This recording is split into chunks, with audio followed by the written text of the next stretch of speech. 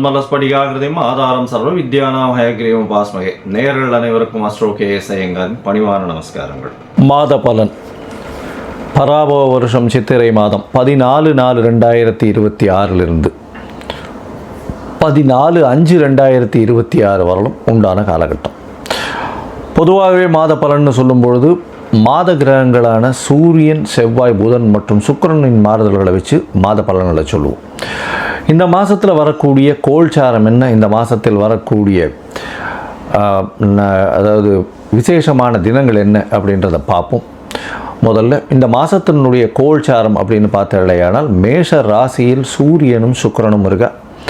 அது தவிர மிதுனத்தில் குரு, கேது பகவான் 5ஆம் இடம்னு காலபுருஷ தத்துவத்தின் 5ஆம் இடம்னு சொல்லக்கூடிய சிம்மத்தில் இருக்கார்.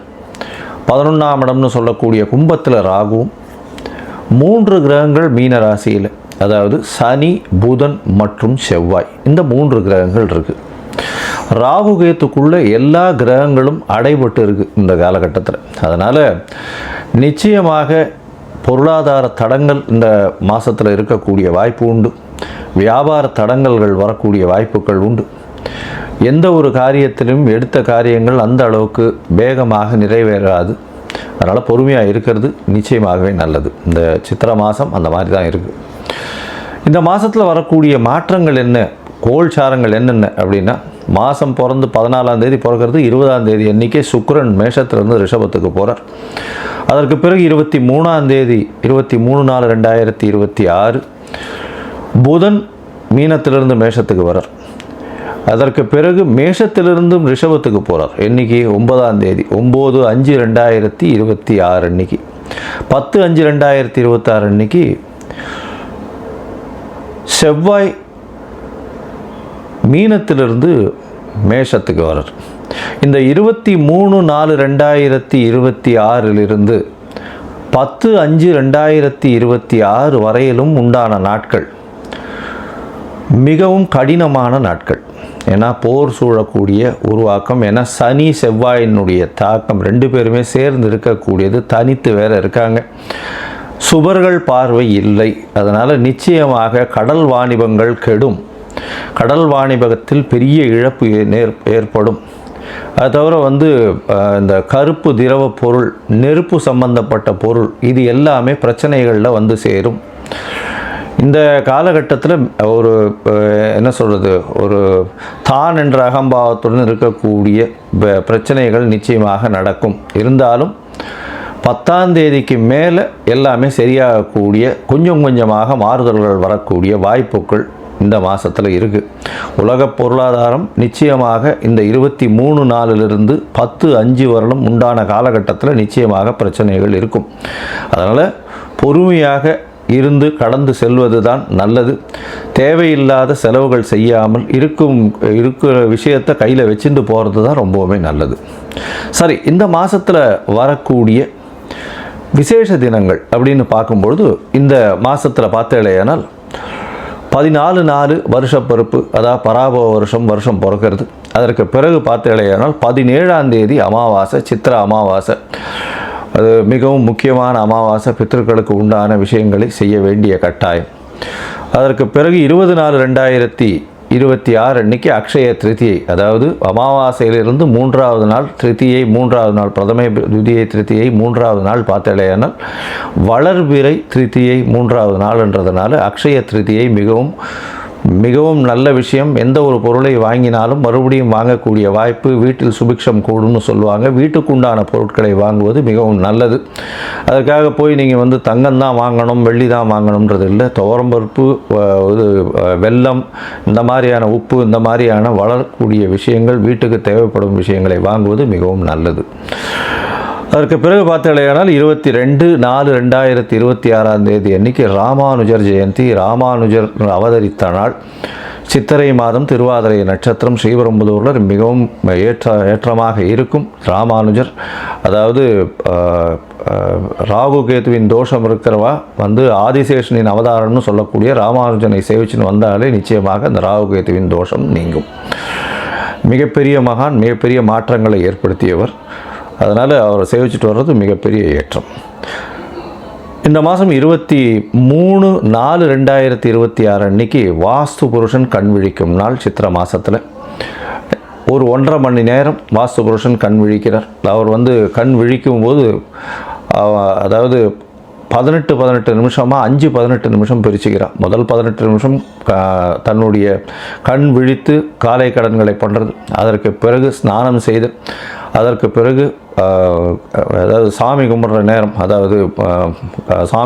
நேரம் போஜனம் செய்தல், அதற்கு பிறகு அதுக்கப்புறம் தாம்பூலம் தரித்தல். இந்த போஜனம் செய்தல் தாம்பூலம் தரித்தல் இந்த 2 நேரமான கிட்டத்தட்ட 36 நிமிஷம், கடைசி 36 நிமிஷத்தை வந்து நீங்கள் அதாவது வீட்டுக்கு அடிமனை கோல் ஓடுறது, அதை தவிர வந்து புதுசாக பத்திரம் இது பண்ணுறது, வீடு கட்ட ஆரம்பிக்கிறது, பெரிய ப்ராஜெக்ட் போடுறது, இது எது பண்ணிங்கன்னாலும் அதில் நிச்சயமான வெற்றி கிடைக்கும். எந்த ஒரு தடங்களும் இருப்பதற்கு வாய்ப்புகள் இல்லை.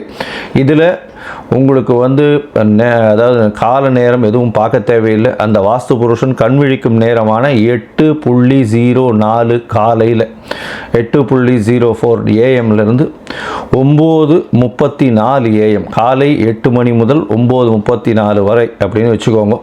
இதில் 36 நிமிஷம் கழிச்சால்னா 8:58லிருந்து 9:34 வரை உண்டான காலகட்டத்தில் நீங்கள் செய்யக்கூடிய வேலைகள், பூஜை செய்கிறது, எந்த ஒரு விஷயத்தையும் அதாவது வீடு கட்டுறது, கிரகப்பிரவேசம் பண்ணுறது, இந்த எது பண்ணிங்கன்னாலும், புதுசாக வீடு வாங்குறது, அக்ரிமெண்ட் போடுறது, இது எது செஞ்சிங்கன்னாலும் நிச்சயமாக பெரிய ஏற்றம் இருக்கக்கூடிய காலகட்டமாக அமையும். அதற்கு பிறகு இந்த மாதத்தில் வரக்கூடியது சித்ரா பௌர்ணமி, மிகப்பெரிய விசேஷம். சித்ரா பௌர்ணமின்றது பெரிய விசேஷம். ஏன்னா முழு நிலவை பார்க்கக்கூடியது. எதுவும் வந்து வெய்ய காலத்தில் முழு நிலவு கேட்கவே வேண்டாம், ரொம்பவுமே விசேஷமாக தெரியும். 1/5/2026 அன்னைக்கு, அதாவது நான் வந்து இந்த பௌர்ணமி யோகங்கள்னு ஒரு இது போட்டிருக்கேன், அது பாருங்கள்.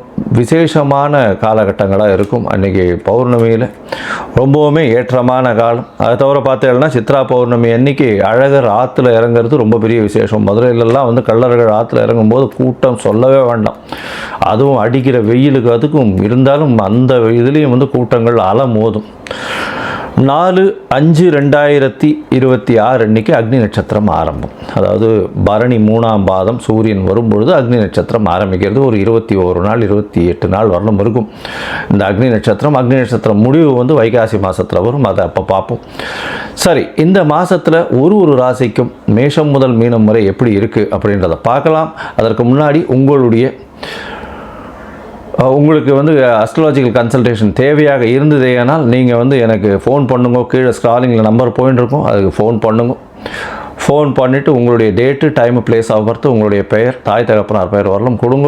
அதை தவிர என்னுடைய கட்டணம் என்னன்னு சொல்கிறேன், அந்த கட்டணத்தை போடுங்க. அதனுடைய யூடிஆர் ஷேர் பண்ணுங்க. உங்களுக்கு நான் ஜாதகத்தை போட்டுட்டு சந்தி இருக்கான்றதை பார்த்துட்டு அதுக்கப்புறம் வந்து உங்களோட அப்பாயின்மெண்ட் கொடுத்து பேசுகிறேன். உங்களுடைய பிரச்சனைகள் என்னவாக இருந்தாலும் அது எந்த அளவுக்கு எளிதாக முடிக்க முடியும், எந்த அளவுக்கு இந்த காலகட்டத்தில் கோச்சாரத்திலையும் தசாபுக்தியிலையும் எப்படி இருக்கும்ன்றதை பார்த்து நிச்சயமாக உங்களுக்கு வழியை சொல்கிறேன். சரி, இப்போது மேஷம் முதல் மீனம் வரை பராபவ வருஷம் சித்திரை மாதம் 14/4/2026 14/5/2026 வரை உண்டான காலகட்டம். மிதுனம், மிருகசீரிஷம், திருவாதிரை, புனர்பூசம், இந்த 3 நட்சத்திரம் 9 பாதங்களை கொண்ட ராசி. இந்த மிதுன ராசிக்காரர்கள் எனக்கு தெரிஞ்சவர்களும் கிட்டத்தட்ட அஷ்டமத்து சனி, 9ஆம் இடத்துல சனி, 10ஆம் இடத்துல இப்போ சனி வந்து பெரிய மாறுதல் இல்லையே சார், என்ன சார் லாஸ்ட்டு ஒரு 2-3 மாதம் ஓரளவு பரவாயில்லாமல் இருந்தது, திருப்பியும் வந்து பிரச்சனைகள் இருக்கே, மென்டல் ஸ்ட்ரெஸ் ரொம்ப அதிகமாக இருக்கே, என்ன பண்ணுறது, நிறைய பேர் கேட்டுருக்காங்க. இந்த மிதுன ராசிக்காரர்களுக்கு ராசியில் குரு பகவான் இருக்கார். அதனால் எந்த ஒரு விஷயத்திலையும் திருப்தி அடையக்கூடிய மனப்பான்மை வராது. எல்லா விஷயத்திலையும் ஒரு சந்தேகம் இருந்துகிட்டே இருக்கும். மனசில் கிளேசங்கள் ஓடும், தீர்க்கமான சிந்தனைகள் இருந்தாலும் அதனால் ஏதாவது தவறு வந்துடுமோன்ற ஒரு பயம் இருந்துகிட்டே இருக்கும். அதனால் குரு பகவான் உங்களுடைய ராசியிலே இருக்கார், தனித்த குருவாக வேறு இருக்கார். மனசில் கிளேசத்தை கொடுத்துட்டே இருப்பார். எந்த ஒரு விஷயத்தை செஞ்சாலும் ப்ராம்ப்டிங் இருந்துகிட்டே இருக்கும். இதை இப்படி பண்ணியிருக்கலாம், அப்படி பண்ணியிருக்கலாம்னு அதில் ஒரு நிறைவுத்தன்மை இருக்காது. சரி, இந்த மாதம் எப்படி இருக்கும் அப்படின்னு பார்த்தீங்கன்னா, சித்திரை மாதம் பராபவ வருஷம் 14/4/2026 14/5/2026 வரலும் உண்டான காலகட்டம். பொதுவாகவே மாத பலன்னு சொல்லக்கூடிய மாத கிரகங்கள் சூரியன், செவ்வாய், புதன் மற்றும் சுக்கிரனுடைய மாற்றங்களை வச்சு சொல்லுவோம். சூரியன் பார்த்தோம்னா உங்களுடைய ராசிக்கு 11ஆம் இடத்துல இருக்கார். சூரியன் 11ஆம் இடத்துல இருக்கும் பொழுது எல்லாவித விஷயங்களும் நீங்கள் அச்சீவ் பண்ண முடியும். அதனால் பெரிய ஏற்றமான காலம். ஆனால் ஒவ்வொரு சித்திரை மாதத்துலையும் 11ஆம் இடத்துல இருக்கும். இதில் என்ன சார் பெரிய வித்தியாசம்? இந்த வருஷம் பார்த்தோம்னா சுக்கிரனோட சேர்ந்தே இருக்கார். 12ஆம் அதிபதி 12க்கு 12 இருக்கார். செலவுகள் கம்மியாகக்கூடிய வாய்ப்புகள் நிச்சயமாக இருக்கும். நீங்கள் நினைத்த காரியங்கள் நிச்சயமாக நடக்கும். குரு பகவான் ராசியில் இருக்கிறதுனால குழந்தை பிராப்தி ஏற்படக்கூடிய வாய்ப்புகள் நிச்சயமாக உண்டு. முயற்சிகள் எல்லாமே வெற்றி அடையக்கூடிய வாய்ப்பு. திருமண யோகம் வந்தாச்சு. திருமணத்துக்கு பார்த்து கொண்டு இருப்பவர்களுக்கு திருமணம் நிச்சயமாக நடக்கும். இந்த மாதத்தில் பார்த்தோம்னா உங்களுடைய ராசிக்கு 10ஆம் இடத்துல சனி பகவானோட புதன் மற்றும் செவ்வாய் 2 கிரகங்கள் சேர்ந்து சனியோட 3 கிரகங்கள் இருக்குது. இந்த மாதத்தில் 3 கிரகங்கள் 10ஆம் இடத்துல இருக்கிறது பெரிய விசேஷம். அதாவது 10ல் ஒரு பாவியாவது இருக்கணும்னுவா. வருட கிரகங்களும் இருக்குது, மாத கிரகங்களும் இருக்குது. நல்ல ஒரு ஏற்றத்தை கொடுக்க போகிறது. ராசிநாதன் 10ஆம் இடத்துல நீச்சம் பெற்று போகிறாரே சார்.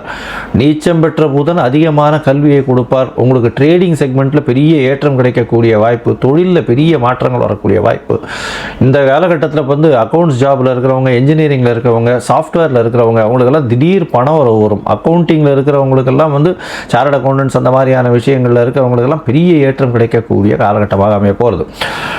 உங்களுடைய ராசிக்கு பார்த்தீங்கன்னா 12ஆம் இடத்துக்கு சுக்கிரன், ஆட்சி பெற்ற சுக்கிரன் வரப்போகிறார். எப்போ வர்றார்? ஒரே வாரத்தில் 20/4/2026 அன்னைக்கு பார்த்தோம்னா ராசிக்கு 12ஆம் இடத்துல ஆட்சி பெற்ற சுக்கிரன் இருக்கார். 12ஆம் இடத்துல ஆட்சி பெற்ற சுக்கிரன் நல்ல ஒரு ஏற்றம் இருக்கக்கூடிய காலகட்டம். கணவன் மனைவிக்குள்ள நல்ல ஒரு அந்யோன்யம், கணவன் மனைவியோடு நல்ல ஒரு போக்கு இருக்கும். நல்ல ஒரு ஏற்றம் இருக்கக்கூடிய காலகட்டமாக இருக்கக்கூடிய வாய்ப்பு. சுப செலவுகள் வரக்கூடிய வாய்ப்புகள் இந்த காலகட்டத்தில் இருக்கும்.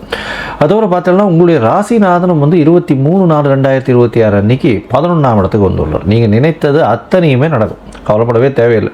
முயற்சிகள் அத்தனையும் வெற்றி பெறும். நீங்கள் நினைச்ச காரியங்கள் நிச்சயமாக கைகூடக்கூடிய காலகட்டமாக இருக்கும். குழந்தை பிராப்தி ஏற்படக்கூடிய வாய்ப்பு. ஏன்னா ராசிநாதன் 11ஆம் இடத்துல. படிப்பு, வெளிநாடு போய் படிக்கணும் அப்படின்னா நிச்சயமாக படிக்கலாம். ஏன்னா 4ஆம் அதிபதியும் 11ஆம் இடத்துல போகிறார்.